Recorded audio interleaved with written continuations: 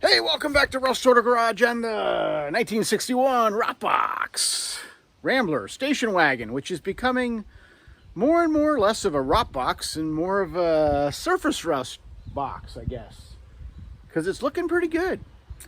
And in this video, which will probably be pretty quick because some of the stuff's just not worth videotaping, we're going to go backwards to go forwards. And what I mean by that is I'm going to take the car out, and before I permanently weld the floor in, I want to hang the doors and at least make sure everything still lines up, everything still looks good and nothing moved, and it, before I decide 100% we're there, even though I think pretty much we're 100% we're there. I just want to verify. So I'm going to bring the car out, hang the doors on it, see what it looks like.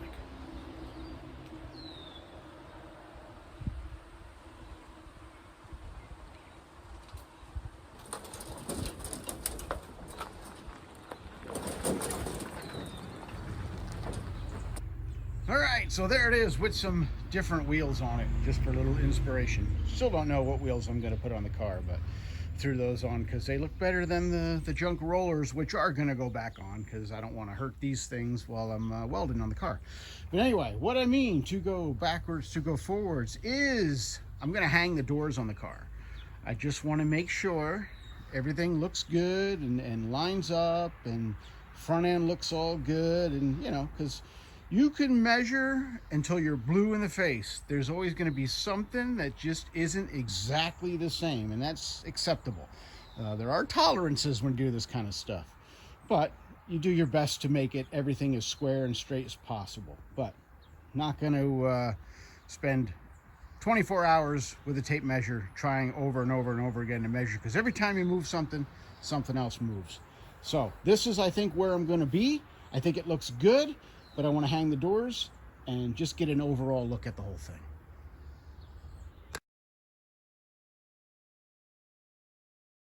I can see that things are lining up okay, so I will be able to adjust as needed. See what the next door is to come out. All right, there's the back door. Looks good. Looks like a car again. I like it. All right, all four doors are on, and they all work, which is great. The only thing that sucks is that bottom trim piece there popped off when I was opening the door. It got bent, put some dents in it, and it's not perfect anymore. But it'll have to do for now, unless I find another parts car or something. So it looks pretty good. I like it. Everything looks like it's gonna work out. So that's where it's going to sit then. The wheelbase looks good. Wheels and tires look good in the wheelhouses. I'm about 4 inches high right there, but like I said, excuse me, it's going to come down, I think, 3 with just normal settling once the engine, everything's in. And if I really had to put drop spindles on, I will. I don't even know if these are the wheels I'm going to use. And the diameter is probably close though, so it's a good reference. So next, we'll put it inside and start welding up all the floor pan and all the firewall. All right, this is going to take a long time. I just started working on the front here in the corner, getting this side done. Back here, I've just got a piece welded in to hold it. Same thing with the other the other 2 corners. So this is going to be a lot of welding, a lot of grinding, a lot of trimming, because I have to do all the seams between the rocker and this rocker, and then I have to cut all of these pinch welds off and re-weld all those seams all the way around. And then we'll start on doing the floors and stuff. So I don't think I'm going to video doing the rockers. I think I'll just come back when I'm going to work on the firewall and the back seat area. What I want to call it, quadrant. One corner of the rocker done. Still have to go in there and continue on. This is going to take quite a while. Another corner done.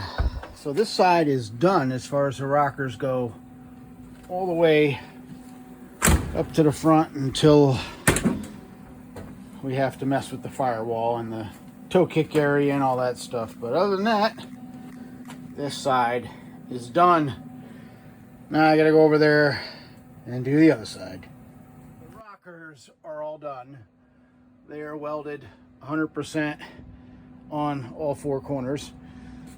I trimmed the front sections some, so when it comes time to do the firewall, which will be coming up soon, that'll be patch panels in there. The firewall is still has to be done. That's the last thing. I've started on the back floor here, and I'm welded in on the corners on each side and partially in, but I've got to make some trimming, more trims, and make some filler panels to fill in those raised areas there. I was going to cut them and lay them down, but it's really not necessary. So I'm just going to make filler pieces to fill that in.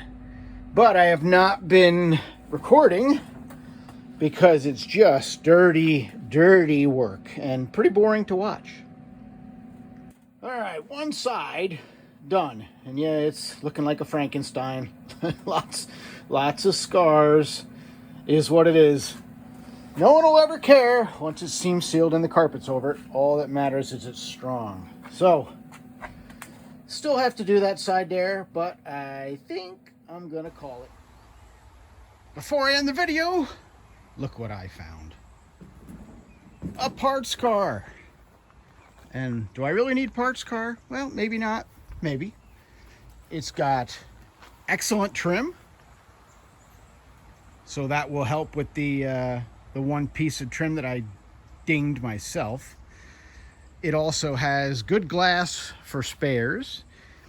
It has, I'll say, a better front seat than what I have. So if I use the original Rambler seat, this seat is what I'll work with. I can feel through the fake cover that it's worn out as well. And yeah, I found this up in the mountains of Pennsylvania, in middle of nowhere, with no cell service, and I guess that's where you find them. It has the same Rambler rust disease that mine did, but somebody used spray foam everywhere to fix it. I don't know why I didn't think of that. I have the taillights, and I have keys, so I can use these keys. I can put these lock cylinders in my car and the ignition switch and keep it all factory. This side also has the spray foam bodywork. Look at that. That's all that's holding this thing together. Spray foam. See up in there? It's all destroyed, just like mine was. Mine is no longer like that. Yeah, it must be a Rambler thing. They just rot. But a nice 99% complete car. The windshield wiper arms are missing. I think they took them for another car, and the radiator's missing. And of course it doesn't run. But who cares? What a perfect parts car. So yeah, now I've got this. Oh, one other thing I forgot. This one is a 3-speed standard transmission, 3 on the tree. So if I decide to use Rambler clutch pedal and brake pedal, this has them, which is pretty cool. Factory radio, factory clock, which I do not have in mine. And I just noticed, since this is not a push button, I thought maybe there'd be a blank off where the transmission was. Nope, it's welded solid. So that's different. Maybe I use this dash. Ugh. No wonder I'm losing my head. I keep getting burned everywhere. Oh my gosh. Anyway, I've had enough. I'm calling it. So this is going to be probably the shortest video in this series, but you know, you want me to set the camera up and just have 20 minutes of welding and grinding? I don't think anybody wants to watch that. And I'm not going to waste your time. So when we come back, I'll have finished off the back, because I'll get that done after work on a night and come back for the next video. I think I will show doing the firewall, at least cutting the patches and doing the trimming and getting all that set, because once the back seat area is done, other than mounting the seat support again, which can be later, I'll be done with pretty much all the floor welding. And once the firewall is done, it's gonna be time to put mock up an engine and transmission in this thing and start having some more fun. Because right now, this is just miserable work. Nobody talks about this work, but it's miserable, but it has to be done. So I'm not gonna bore you and we'll let you sit there, because nobody will anyway, watch welding and grinding. So that'll be it for now. There's actually a car show tonight. It's looking a little cloudy, but it's not supposed to rain. I'm gonna hop in the Turbo Buick and go drive 45 minutes and go hit a car show. But before I do, if you haven't seen the short that posted, I have 3 options for engines in this car, and I'm curious what you think I should put in it. 6-speed is a given. It's gonna get a T56 no matter what. 3 options for the engine. All aluminum LS1 out of a 4th gen Camaro or Trans Am, I don't remember. It's been sitting for a long time. Real LS1 all aluminum. The 6-liter with the sloppy stage 2 cam that I put together for the Nova. Fact is, that Nova is not going to get done anytime soon. I have so many other cars that I want to build. You know, I may work on it here and there, but I don't see the engine going in that anytime soon, just because I'm not excited about it, and I have other things that I am excited about. So the 6-liter is available with the cam, and the bigger injector is already set up. That's when we ran on the engine stand. That's the second option. Third option, something different. Gen 2 LT1, but since it's a 96, it has a crank trigger. I can convert it to 4X and use an LS1 computer to control it. So that's an iron block aluminum head out of a 96 Formula. I remember the car, even though it's been sitting for a lot of years. I remember that car. Ran great at that time.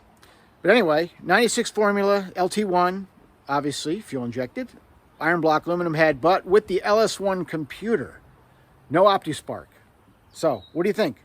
What would you put in out of those 3? Those are the 3 options.